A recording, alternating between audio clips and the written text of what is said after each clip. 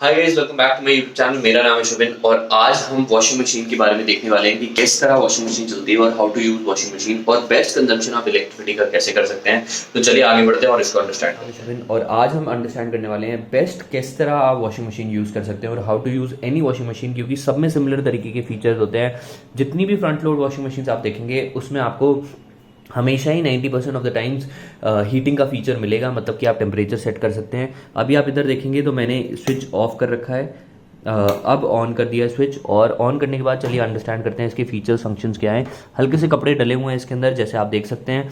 और सबसे पहले शुरू करते हैं ये अंडरस्टैंड करना, जब भी आप कपड़े डाल रहे हैं तो हमेशा एक हाथ का गैप होना चाहिए इधर ऊपर। और कभी भी ऐसा नहीं करें कि बिल्कुल स्टफ कर दें वॉशिंग मशीन को, तो वो काफ़ी मुश्किल हो जाएगा और आपकी वॉशिंग मशीन डैमेज होने के चांसेस बढ़ जाएंगे। आगे देखें तो सबसे इंपॉर्टेंट चीज़ ये रहती है कि जब भी आप वॉशिंग मशीन को स्टार्ट कर रहे हैं और यूज़ कर रहे हैं तो आपको ये ध्यान रखना पड़ता है कि आप कितने डिग्री पे चला रहे हैं। जैसे कि मैं इधर कॉटन पे लगाता हूँ तो ऑटोमेटिकली आप इधर देखेंगे यहाँ पर टेम्परेचर लिखा हुआ आ जाएगा। वो चीज़ आपको अंडरस्टैंड करनी पड़ती है कि आप किस तरह के कपड़े धो रहे हैं और कौन से कपड़े आप अपने कॉटन में डाल रहे हैं। बाई चांस अगर आप इसके अंदर सिंथेटिक कोई कपड़ा डाल देते हैं तो 40 डिग्री में बहुत प्रोबेबिलिटी होगी कि वो श्रिंक हो जाएगा कपड़ा।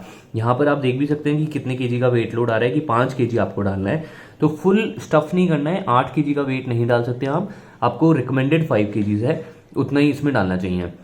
टेम्परेचर चेंज करना होता है तो आप इधर टेम्परेचर किसी भी वॉशिंग मशीन में चेंज कर सकते हैं, भले बॉश की है, सैमसंग की है, एलजी की है, कोई भी वॉशिंग मशीन हो। स्पीड की बात करें तो यहाँ से आप स्पिन स्पीड चेंज कर सकते हैं। मैक्सिमम स्पिन स्पीड 1400 आरपीएम की मेरी वॉशिंग मशीन में है। इस पर आप क्लिक करेंगे तो 1200 आरपीएम, 1100, 800 आरपीएम कर सकते हैं।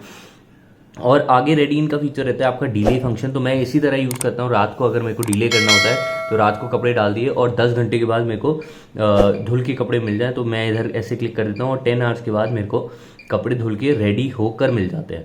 तो ये बहुत अच्छी चीज़ है। इको स्पीड मोड ये बताता है कि कितनी पावर कंजम्पशन आपको कम करनी है। तो अगर आप पावर कंजम्पशन पे क्लिक करते हैं तो यहाँ पर आपकी पावर कंजम्पशन कम हो जाती है और आपको इलेक्ट्रिसिटी की कॉस्ट कम पड़ती है। मेनली इलेक्ट्रिसिटी आपकी लगती है जब आप हीटर वाली चीज़ें यूज़ करते हैं। तो कोल्ड वॉश जब भी करेंगे तो आपको इलेक्ट्रिसिटी कम लगेगी। तब भी रिकमेंडेड होता है कि कोल्ड वॉश ही करें, क्योंकि उससे कपड़ों की लाइफ ज़्यादा बनी रहती है और ज़्यादा अच्छा रहता है। क्योंकि ये एक यूके की कंपनी ने रिसर्च भी करा था कि अगर आप 40 डिग्रीज में कपड़े धो रहे हैं और कोल्ड वॉश में धो रहे हैं तो एक्चुअली कोई फ़र्क पड़ता है, ऐसा कुछ भी नहीं है। क्योंकि जो डिटर्जेंट रहता है वो ही इनफ रहता है आपके कपड़ों को सफाई करने के लिए। आगे बढ़े, एंटी टैंगल और एंटी रिंकल के 2 फीचर आते हैं। ये मेनली एंटी टैंगल होता है बड़े कपड़ों के लिए, फॉर एग्जांपल चादर वगैरह। एंटी रिंकल जो होता है वो क्या करता है, आपकी स्पिन स्पीड को कम कर देता है, 800 आरपीएम पे कर देता है और धीरे धीरे करता है जिससे कि रिंकल्स कम आए आपके कपड़ों में। प्री वॉश का फीचर बहुत सारी वॉशिंग मशीन में आप इनबिल्ट आ गया है। जब भी आप प्री वॉश यूज़ कर रहे हैं तो प्री वॉश के लिए आपको इस वाले सेक्शन में डिटर्जेंट डालना होता है। ये वाला सेक्शन आपका होता है लिक्विड के लिए और ये नॉर्मल पाउडर डिटर्जेंट के लिए। अगर आप कोई भी एक्स्ट्रा चीज़ डालना चाहते हैं तो आप चाहते इसी के साथ ही डाल सकते हैं कि शुरुआत में ही पुश करके ले लेता है। आगे बढ़े तो ये हमारी सीरीज 6 की वॉशिंग मशीन है। इंडिया में बॉश से ज़्यादा साइलेंट मशीन सीरीज 6 की जो आती है इससे ज़्यादा कोई भी नहीं है। एलजी की, सैमसंग की कोई भी वॉशिंग मशीन इससे ज़्यादा सिंपल और साइलेंट नहीं है। वाइब्रेशन भी सबसे मिनिमल है। अगर अभी तक आपने मेरे चैनल पे और वीडियोस नहीं देखी हैं तो वो देख सकते हैं, जिससे कि आप अपनी वॉशिंग मशीन का बेस्ट कंजम्पशन कर सकें। तो इसको हम ऑफ कर देते हैं। अब फिर नेक्स्ट पे चलते हैं, कॉटन 60 डिग्रीज पे। ये ऑटोमेटिकली प्री डिफाइंड आपका यहाँ पर टेम्परेचर सेटिंग है और 8 केजी कपड़े डाल सकते हैं। सबसे कम पावर कंजम्पशन होगा जैसे आपको इधर दिख पा रहा है और 3.5 घंटे चलेगी और धो के साफ करेगी। सिंथेटिक में मेनली आपको कपड़े वही डालने हैं जो सिंथेटिक वाले हैं, फॉर एग्जांपल रेयॉन या फिर पॉलिएस्टर वगैरह, आप उसको यहाँ पर डाल सकते हैं। मिक्स लोड हम डेली यूज़ करते हैं ज़्यादातर, लेकिन मैं 40 डिग्री के बजाय इसको कॉटन कोल्ड वॉश करता हूँ। उससे क्या रहता है कि पावर कंजम्पशन कम हो जाता है और कपड़े अच्छे से धुल जाते हैं और लोड ज़्यादा नहीं आता है। सिल्क और डेलिकेट्स में आप यूज़ कर सकते हैं वही डेलिकेट कपड़े। वुल में वुल डालें तो वुल में आप देखेंगे तो यहाँ पर आपकी जो स्पिन स्पीड रहेगी वो कम हो जाएगी, 800 पे ही रहेगी। इसका फ़ायदा ये रहता है कि अगर कोई भी वुलन कपड़े डाल रहे हैं, अगर 1400 पे चलाएंगे तो उनमें छेद होने की प्रोबेबिलिटी बढ़ जाएगी। इसलिए वुलन कपड़े आपको कॉटन पे नहीं चलाने, क्योंकि कॉटन 1400 आरपीएम पे चलता है।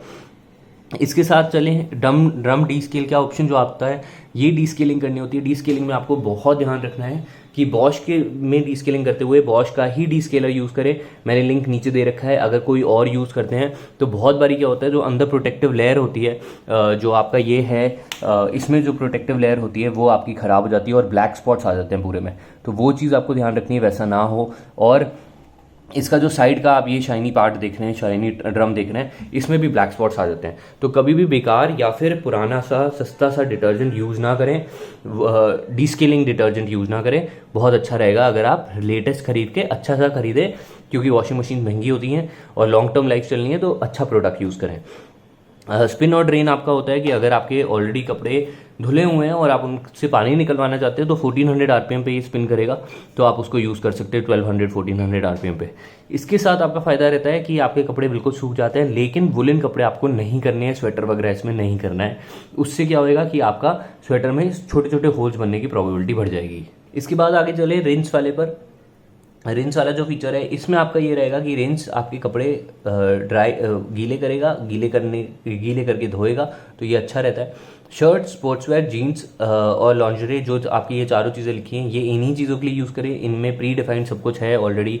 2 kg तक लोड डालना है आपको, इस हिसाब से अपने लोड्स को अंडरस्टैंड करें। स्पोर्ट्सवेयर में स्पोर्ट्सवेयर का डाल सकते हैं आप, मतलब पॉलिएस्टर वगैरह मटेरियल। तो ये चारों फीचर्स जैसे जैसे लिखा है आप वैसे यूज़ कर सकते हैं। जीन्स के लिए और डार्क वॉश के लिए इधर लिखा ही है, जो डार्क कपड़ों के लिए 40 डिग्रीज में 3.5 kg का वेट डाल सकते हैं आप इसके अंदर, और ये इस तरह यूज़ कर सकते हैं। लॉन्जरी देखें, लॉन्जरी के लिए आपके लिए 33 मिनट की साइकिल है, 30 डिग्रीज पे वॉश होंगे, 1 kg का लोड डालना है मेनली। एलर्जी प्लस तब काम में आता है जब आप बेबीज़ वगैरह के लिए कुछ कपड़े धो रहे हैं या फिर बेबी के धो रहे हैं जिनमें यूरिन लगी हुई है बेबी की या कुछ भी ऐसा, तो तब आप यूज़ कर सकते हैं ये 40 डिग्रीज प्लस इसका टेम्परेचर इंक्रीज़ करके 60 भी कर सकते हैं, क्योंकि वो हेल्प करता है आपका और अच्छे से सफाई करने में, और एलर्जीज कुछ भी होते हैं तो बिल्कुल उसको क्लियर कर देता है, तो वो अच्छा रहेगा। क्विक वॉश में आप कम कपड़े डालें और क्विक वॉश में फटाफट करें। अगर ये 15 और 30 मिनट की क्विक वॉश है, इसको अगर आपको इंक्रीज़ करना है तो इधर आप प्रेस कर देंगे टाइम को, तो ये 30 मिनट कर देगा और 30 मिनट में आपके कपड़े धोकर आपको दे देगा। तो ये पूरे सारे फंक्शंस हैं जो मैं आपको यहाँ समझाना चाह रहा था। एनर्जी कंजम्पशन देखिए तो इसकी 0.08 है, लोएस्ट इन द इंडस्ट्री है, अभी तक इससे कभी कम नहीं है। मेरी 1400 आरपीएम वाली मशीन है, 8 kg लोड है और इको साइलेंस ड्राइव इसके अंदर लगी हुई है। ये बेल्ट ड्राइव है, डायरेक्ट ड्राइव नहीं है। एलजी में डायरेक्ट ड्राइव की टेक्नोलॉजी आती है, तो वो चीज़ आप देख सकते हैं। मेरे को बहुत ज़्यादा पसंद है एलजी के कंपैरिजन में। 2 हल्के से पार्ट्स इसके एक्सपेंसिव होते हैं, लेकिन तब भी आप देख सकते हैं, और लेकिन प्रोबेबिलिटी ख़राब होने की ज़्यादा कम होती है। इसमें एक इशू जो आ गए हैं, क्रोम वाली वॉशिंग मशीन अवॉइड करिए खरीदना, क्योंकि यहाँ पे स्पॉट्स आ जाते हैं, डॉट्स आ जाते हैं, जो अच्छा नहीं रहता है। मेंटेनेंस करने के लिए बस आपको हर 6 महीने में डीस्केलिंग करनी है। और अगर पीछे से देखें तो पीछे का ये जो आपका एरिया है, यहाँ पर इसको पाइप को आप खोल के एक बार सही कर सकते हैं, चेक कर सकते हैं। इसके अलावा कुछ ऐसा है नहीं। इसका ड्रेनेज पाइप वो वाला जा रहा है, इधर लेफ्ट साइड से ये ड्रेनेज पाइप जा रहा है, इसमें कोई भी पानी भरना नहीं चाहिए, भरे रहना नहीं चाहिए। और इसके अलावा यहाँ पे आप देख सकते हैं एक फ़िल्टर लगा हुआ है नीचे, फ़िल्टर एक लगा हुआ है, आपको नीचे दिख ही रहा होगा, तो वो फ़िल्टर को भी आप ओकेजनली खोल के क्लीन कर सकते हैं। और इसके साथ साथ 2 चीज़ आपको जो देखनी होती है वो ये है कि यहाँ पर कुछ भी सामान ना भरा हो और ये क्लीन हो, प्लस यहाँ पे ड्रम मेंटेनेंस आप यहाँ से खोलकर इसको क्लीन कर सकते हैं और चेक कर सकते हैं। इसको खोल लीजिए और ये देख लीजिए, जिससे कि ये क्लीन रहे। कुछ भी सिक्के विक्के होते हैं तो इधर आ जाते हैं। तो यही क्विक एक मैं वीडियो बनाना चाहता था कि वॉशिंग मशीन कैसे यूज़ करनी है आपको। कोई भी वॉशिंग मशीन हो तो आप उसको इस तरह यूज़ कर सकते हैं। तो सारी वॉशिंग मशीन सिमिलर ही रहती हैं, तो आप इस तरह अंडरस्टैंड कर सकते हैं, ऐसे यूज़ कर सकते हैं इनको। टॉप लोड में मेनली कोल्ड ही वॉश रहता है, हॉट वॉश नहीं रहता है। कोल्ड टॉप लोड मशीन भी बहुत सही रहती हैं, कोई प्रॉब्लम नहीं आती। डिले फीचर वगैरह यूज़ करिए, डीस्केल करिए उनको, तो बहुत अच्छे से चलेगी। क्रोम वाली मैंने आपको बता ही दिया है, बिल्कुल भी उसको ना खरीदें, क्योंकि क्रोम में ऐसे डॉट्स आ जाते हैं जैसे मेरी वॉशिंग मशीन में आ गए हैं। 1 साल ही हुआ है बस इसको, और 15 साल की इसकी लाइफ है। तो ये चीज़ें हैं अंडरस्टैंड करने के लिए। Thank you so much for watching. Video पसंद आई हो तो बिल्कुल लाइक कर दें, सब्सक्राइब करें। सारे लिंक्स मैंने नीचे डिस्क्रिप्शन में दे रखे हैं आपके खरीदने के लिए। कोई भी डाउट्स हैं तो कमेंट्स में मेंशन करिए। That's about it for this video. Signing off Shubhin. Thank you so much for watching. Bye bye.